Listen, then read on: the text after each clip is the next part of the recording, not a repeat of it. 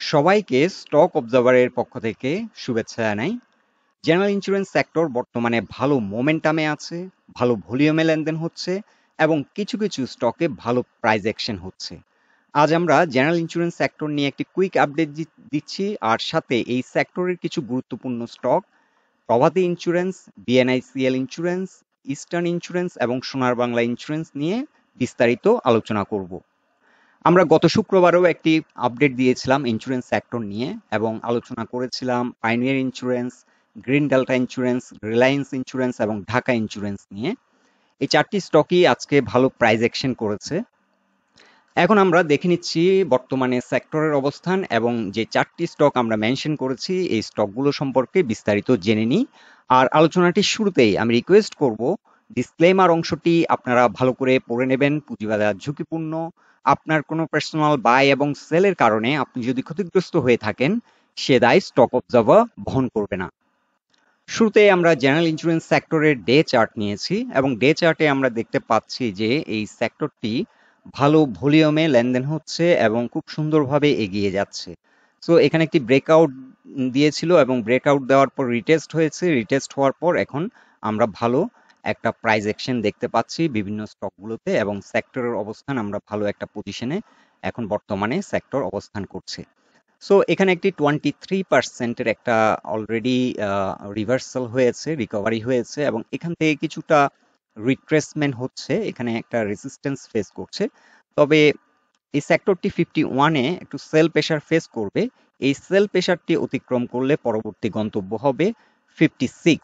বর্তমানে সেক্টরটি অবস্থান করছে 49.4।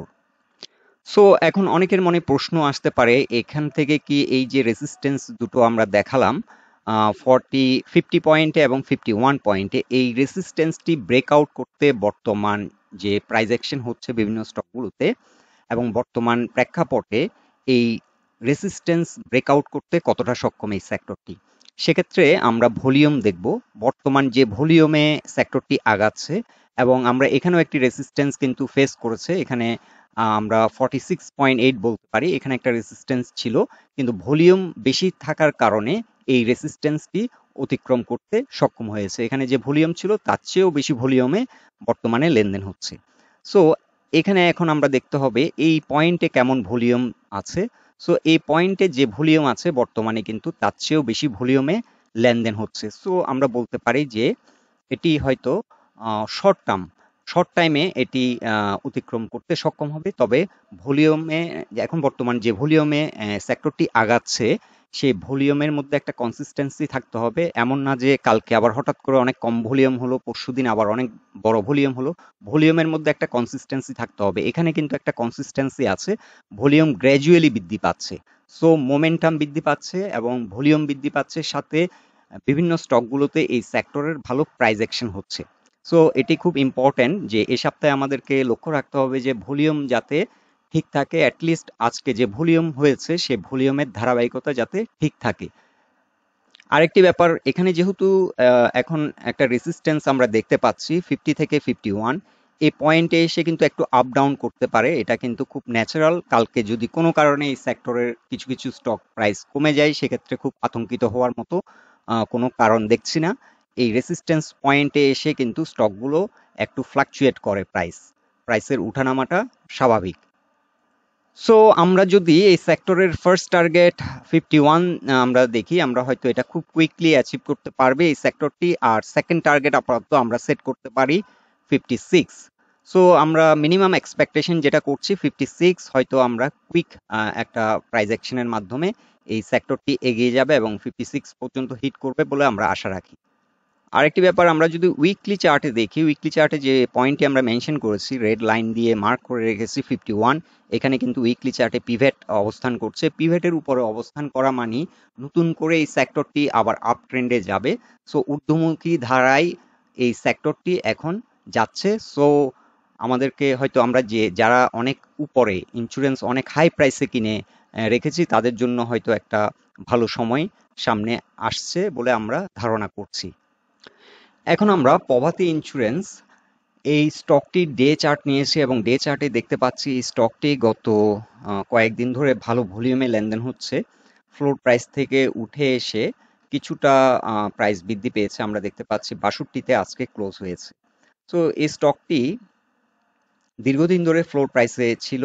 সো এখন যেহেতু এটা ফ্লোর প্রাইস ভেঙে উপরে উঠে উঠে এসেছে, আর সেক্টর যেহেতু ভালো পারফর্ম করছে, এই স্টকটি ভালো পারফরমেন্স করার মতো যথেষ্ট স্কোপ আছে।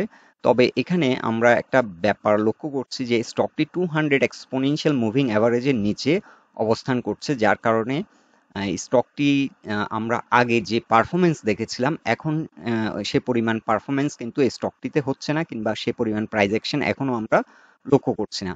সো এই স্টকটি 66 এর উপরে যদি এটি দাঁড়াতে পারে, তাহলে কিন্তু এই স্টকটি ভালো একটা প্রাইস অ্যাকশন আপনারা আগে প্রভাতী ইন্স্যুরেন্সে যেটি পেয়েছেন সেরকম একটা প্রাইস অ্যাকশন হয়তো দেখবেন।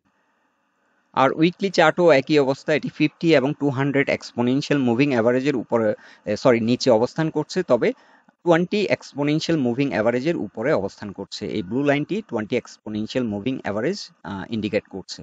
সো স্টকটি এখন যথেষ্ট প্রাইস অ্যাকশন হওয়ার স্কোপ আছে। ফার্স্ট টার্গেট হতে পারে 81, এবং সেকেন্ড টার্গেট যদি 81 ব্রেকআউট করতে পারে, সেক্ষেত্রে 107 পর্যন্ত এটি লিড করতে পারে। এখানে আমরা যদি ফিবোনাচি চার্টও দেখি, 38% যদি রিকভারি দেয়, তাতে 113 টাকা পর্যন্ত হিট করার পসিবিলিটি আছে। তবে আমরা আপাতত আমাদের ফার্স্ট টার্গেট সেট করতে পারি 90 থেকে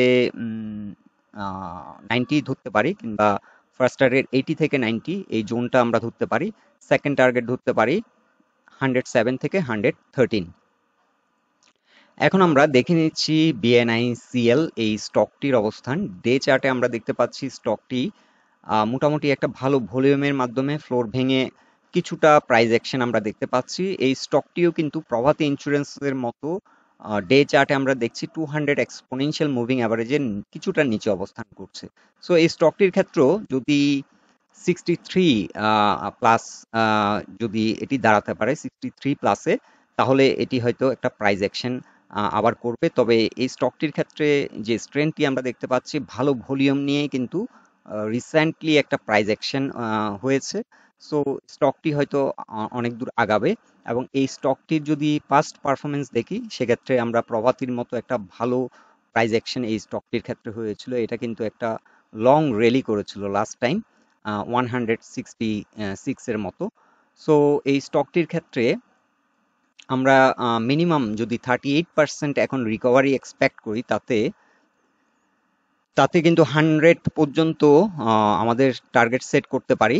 এবং যাত্রাপথে এখানে 23%-এর একটি সাইকেল 83 এই প্রাইস পয়েন্টে এসে আবার একটা হয়তো সেল প্রেশার ফেস করবে।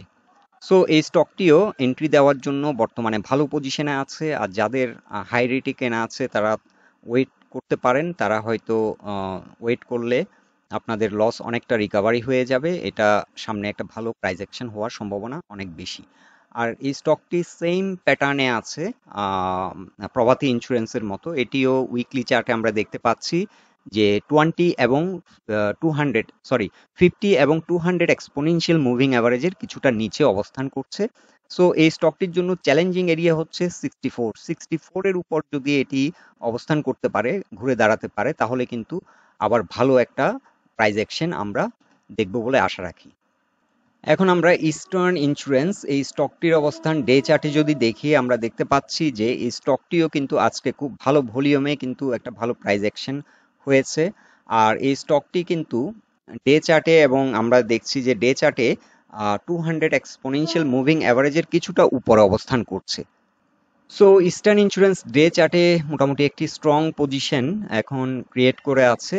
সো উইক চার্টে যদি আমরা দেখি, উইক চার্টে কিন্তু 50 এবং 20 এক্সপোনেনশিয়াল মুভিং অ্যাভারেজের উপরে আছে, কিন্তু 200 এক্সপোনেনশিয়াল মুভিং অ্যাভারেজের কিছুটা নিচে অবস্থান করছে।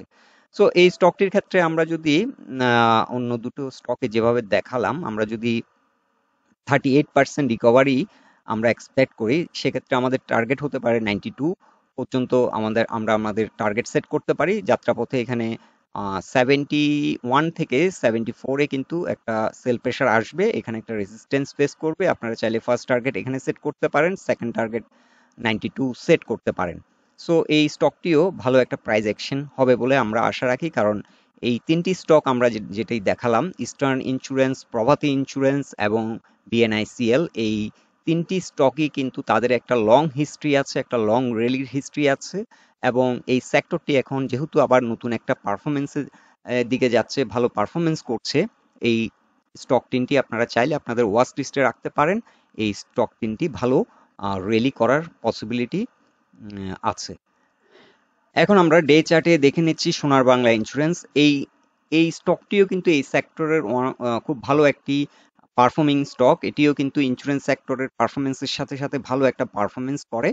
সো এই স্টকটিও আমরা দেখতে পাচ্ছি ডে চার্টে ভালো ভলিউম নিয়ে এখন ভালো প্রাইস অ্যাকশন হচ্ছে এবং 50, 20 এবং 200 এক্সপোনেনশিয়াল মুভিং অ্যাভারেজের উপর অবস্থান করছে। সো এই স্টকটি কিন্তু এখন নতুন করে আপ ট্রেন্ড ক্রিয়েট করেছে এবং একটা র্যালি আমরা এক্সপেক্ট করতে পারি এই সেক্টরের সাথে। এই সেক্টর যেহেতু পারফর্ম করছে, এখন আমরা একটি র্যালি এক্সপেক্ট করতে পারি।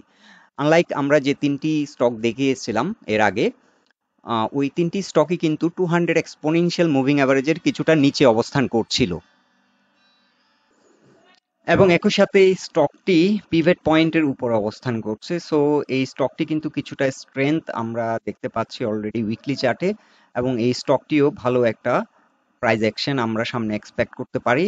আর আমরা যদি এই স্টকটির ক্ষেত্রেও যদি আমরা 23% একটা রিকভারি এক্সপেক্ট করি, তাহলে এই স্টকটির ক্ষেত্রে সেল টার্গেট হতে পারে 74 এবং এখানে 63-তে এসে একটা ফিবোনাসি রেসিস্ট্যান্স এবং প্লাস 68-এ এসে একটা আমরা আরেকটি লিডিং ইন্ডিকেটর R1 রেসিস্ট্যান্স এখানে পাচ্ছি পিভটে।